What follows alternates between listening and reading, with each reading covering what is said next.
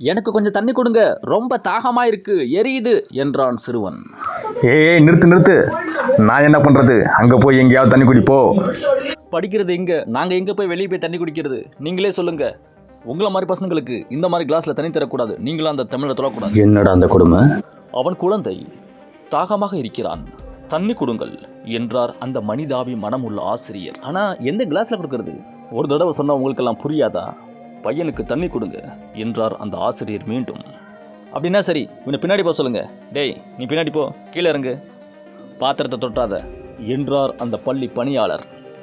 தவிக்கும் தாகத்தை தீர்த்து கொள்ள கைகளை நீட்டிய பொழுது உட்கார் என்று அதட்டப்பட்ட மாணவன்தான் பல்வேறு சிரமங்களையும் போராட்டங்களையும் கடந்து கல்வியில் உயர்ந்து அடிப்படை உரிமை அனைவருக்கும் சமம் என்று சொல்லக்கூடிய இந்திய அரசியலமைப்பு சட்டத்தை எழுதிய மாபெரும் புரட்சியாளர் சட்டமேதை டாக்டர் பீம்ராவ் ராம்ஜி அம்பேத்கர் அவர்கள்.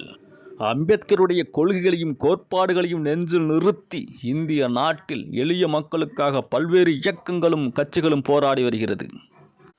தமிழ் புலிகள் கட்சியின் தலைவர் நாகை திருவள்ளுவனை போன்றவர்கள் ஒடுக்கப்பட்ட மக்களுக்காக அம்பேத்கர் வழியில் இருந்து போராடி அம்பேத்கருடைய கொள்கைகளையும் கோட்பாடுகளையும் மண்ணில் வேரூன்றச் செய்கிறார்கள். சாதி மறுப்பு, சமத்துவம், சமூக நீதி, பெண்ணுரிமை, மனிதநேயம் போன்றவை மண்ணில் நிலை. புரட்சியாளர் டாக்டர் அம்பேத்கர் அவர்களை என்றும் நினைவு கூர்ந்து அவரின் கொள்கைப்படி வாழ்ந்திடுவோம். ஜெய் பீம்.